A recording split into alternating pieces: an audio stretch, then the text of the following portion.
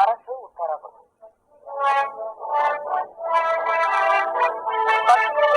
நிர்மலா சீதாராமனுடன் தமிழக தொழில்துறை அமைச்சர் கீர்த்தனா சந்திப்பு. தூத்துக்குடி, திருவனந்தபுரம் தொழில் வழித்தடம் உள்ளிட்ட வளர்ச்சி திட்டங்களில் தமிழக அரசு இணைந்து செயல்பட உறுதி. 21 சுத்திகரிப்பு நிலையங்கள் மூலம் ஒரு நாளைக்கு 63,810 டன் எல்பிஜி உற்பத்தி செய்யும் புதிய திட்டம். தட்டுப்பாட்டை சமாளிக்க மத்திய அரசு நடவடிக்கை.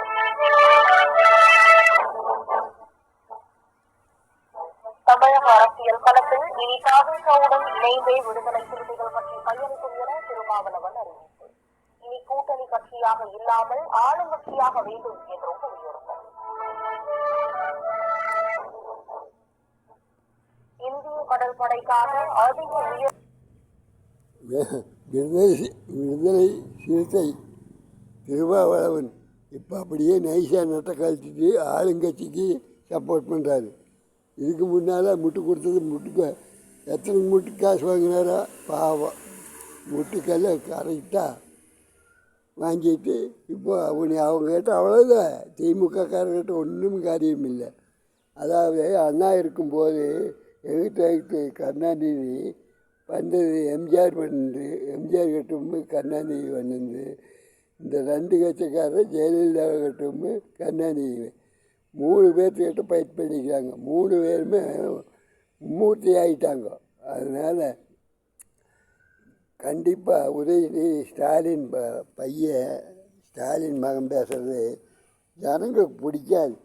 அதுவும் இவங்க வங்கி கொடுக்கன்னு பூரா இது நம்பிக்கையே திமுககாரருக்கு நல்ல கவர்ச்சியாக மந்திரிகளுக்கு நல்ல காசு கொடுத்து பழக்கி அது மந்திரி யாருமே எந்திரிச்சு பேச மாட்டாங்க. சட்டசபையில் எல்லாம் அதுங்க ஒவ்வொரு லாக்காவுக்கும் ஒவ்வொரு சம்பாதிச்சுங்கோ அப்படின்னு திமுககாரர் விட்டுறதுனால இவங்க மு.க. ஸ்டாலின் பேப்பரு இதெல்லாம் முடங்கி போகிறது காரணம் ஒன்று டிவி முடங்கி போகுது.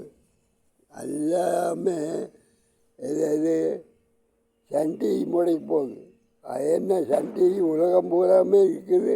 செய்தி தயாரிக்க பண்ணுறவங்களுக்கு அவங்களுக்கு சம்பளம் எல்லாம் கம்மியாக இது ஓடுனா தான் நாங்கள் கொடுக்க முடியும். சட்டையில் இருந்தால் தான் நாங்கள் போயிடுவார். அதனால் கொஞ்சம் அவ்வளோதான் வண்டி வந்து இவனை மூட்டுக்கு வரும்போது முடக்கு சனி வந்தான்னா முழுக்க வந்தாச்சு. அதே மாதிரி மொண்டி சனி வந்தான்னா முடக்கி போடுவாள். அதிலே ஸ்ரீதேவிங்கிற பொம்பளை பெண் தெய்வம் குபேந்திர நாட்டை உள்ளே வந்தாருன்னா நம்மளுக்கு குபேந்திரன் வைப்பார். அந்த குபேந்திரன் எத்தனை நாளைக்கு வீட்டில் இருப்பார். அவருக்கு சரிச்சு போய் ஓடுவார் நம்ம. அதனால் குபேந்திரனும் போயிடுவார், ஸ்ரீதேவியும் போயிடுவார், மூதேவியே வருவார். அதனால் அந்த காலகட்டத்துக்கு அவங்க இதுக்கு வரும் வந்துடுது. அதே மாதிரி அண்ணா திமுக பற்ற இத்தனை தாண்டது அப்போ மதிப்பாக வச்சுருந்தா. அண்ணாத்துறை மதிப்பாக வச்சுருந்தார், ஜெயலலிதா மதிப்பாக, எம்ஜிஆர் மதிப்பாக வச்சுருந்தார்.